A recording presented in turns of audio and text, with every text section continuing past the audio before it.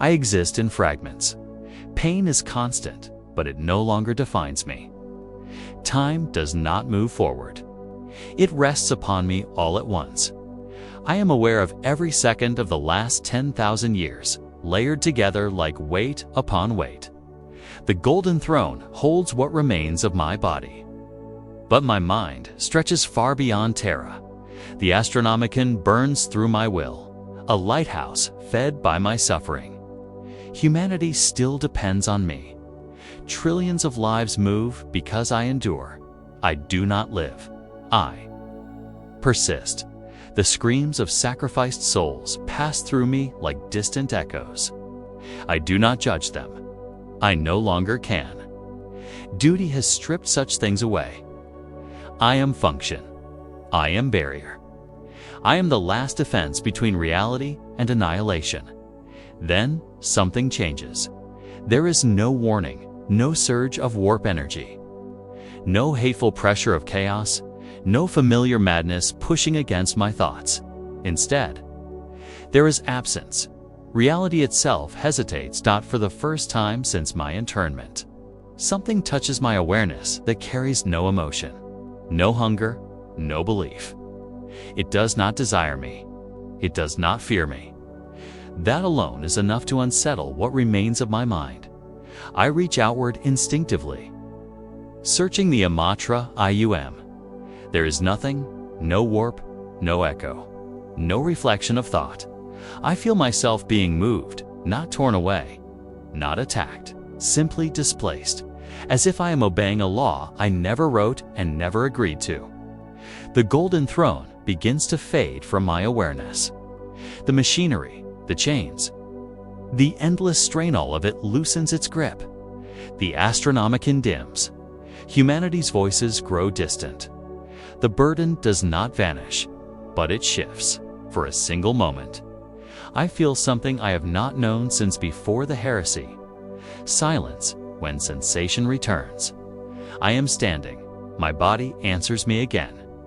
I feel weight in my limbs. I draw breath and it fills my lungs without pain. I look down and see gold armor, unmarred, whole. The wounds of my last battle are gone. The throne no longer binds me. Above me stretches a dim sky, fractured by immense golden branches glowing like frozen lightning. A colossal tree rises into the heavens, its light steady and absolute. I understand it instantly, not through faith, but through structure. This world is ruled by order, not worship, not prayer, control. I feel no chaos here, no warp currents, no gods clawing at the edge of thought. The silence is different from before, but it is real. Yet I am not alone. Something ancient watches, not with eyes, but with pressure, measuring, evaluating. I sense the laws of this land pressing against me, testing what I'm allowed to be. Grace flows through this world as faith once flowed through mine. Runes replace sacrifice. Power is granted through alignment, not belief. This system is familiar.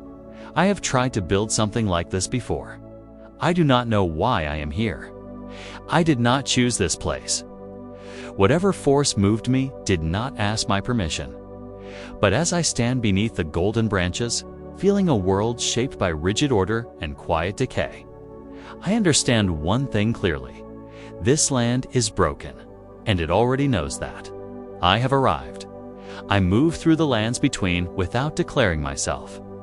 I have learned that systems reveal more when they believe they are unobserved. This has always been my way. I watch patterns before I interfere with them. I see the tarnished first. They walk with purpose, but without certainty. They die, rise, and continue forward, guided by a force they call grace. They believe they choose their path. They do not. Grace points. They follow. When it withdraws, they are lost. I recognize this immediately. These are not heroes. They are instruments in them. I see reflections of my own warriors from long ago. Broken men given direction instead of truth. Used not because they are worthy, but because they are useful. The difference is simple. My warriors believed in me. The Tarnished believe in a system that never speaks to them. Through them, I learn how this world functions. The Golden Order is not a god. It does not love. It does not hate. It defines. It decides what is permitted to exist and what must be erased. The greater will does not command devotion. It enforces alignment. Those who fit its design are rewarded. Those who do not are discarded. I understand this pattern at once. I once sought something similar during the Great Crusade. A civilization guided by reason. A future where superstition would die and gods would have no place. I believed structure would protect humanity from chaos. I was not entirely wrong, but here, order itself has become sacred. That is the failure. I learn of Marika. A ruler shaped into a symbol. A vessel forced to carry meaning beyond her will. She tried to break the system she upheld, and it broke her instead. I do not judge her. I understand her too well. Power that cannot change eventually turns inward and fractures. I feel the Erdtree's presence as I move beneath its light. It does not speak to me. It does not accuse me.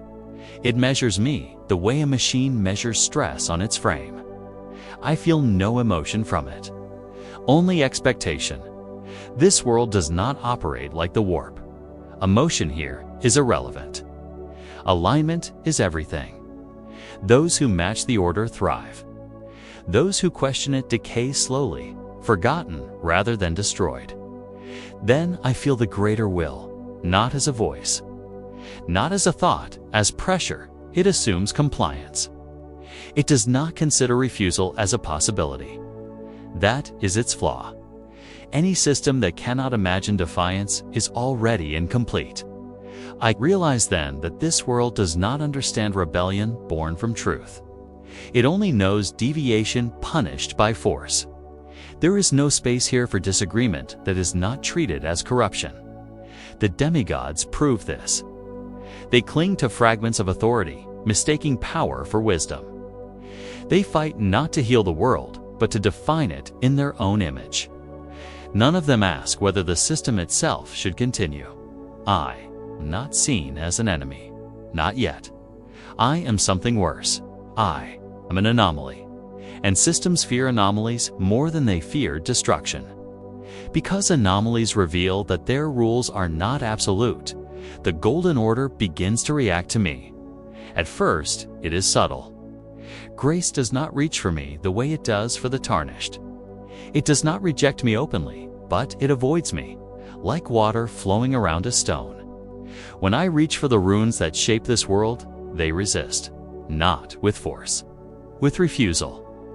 I am not weak. I am incompatible. This world cannot decide what I am. I feel the greater will press against existence, attempting to define me, to place me into a category that already exists. King God, champion. Threat, each attempt collapses. I do not fit any of them.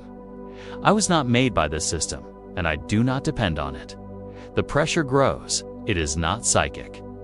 It is not physical. It is deeper than that.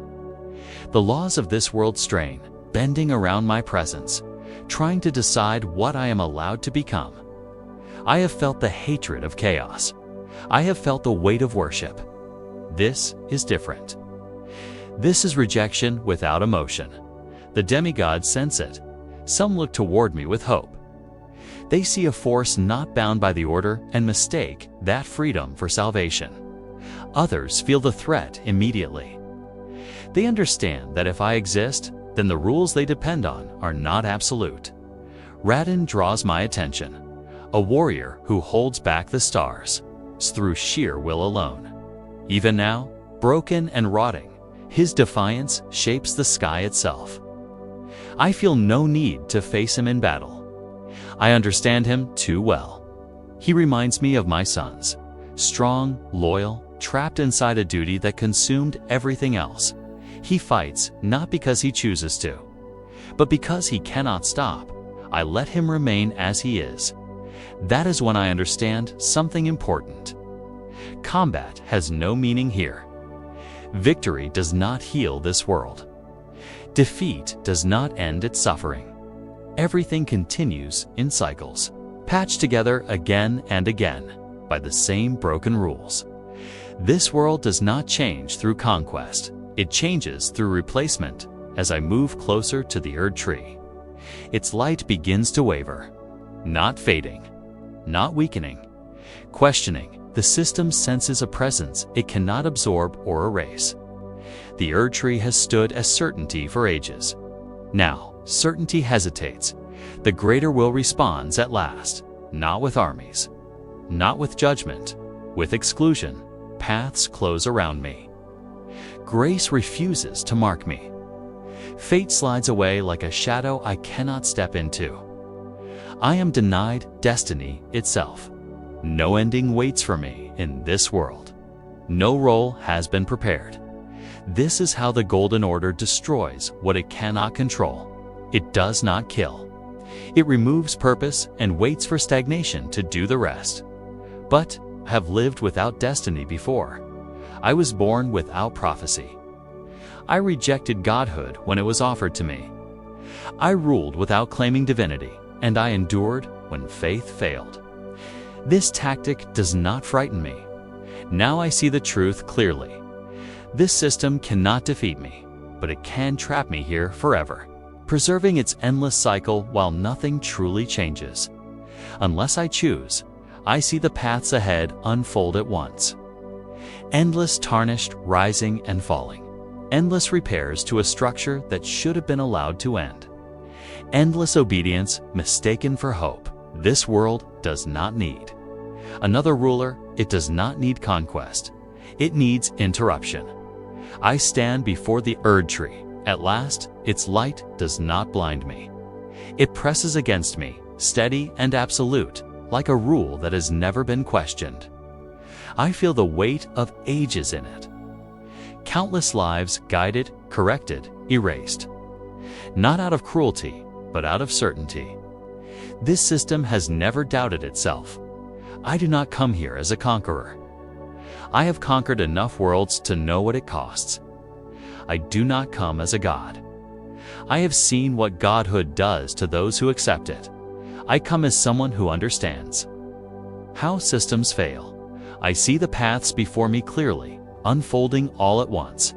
The first path is simple. I could replace the greater will, take its position, impose my own order upon this world. It would be efficient.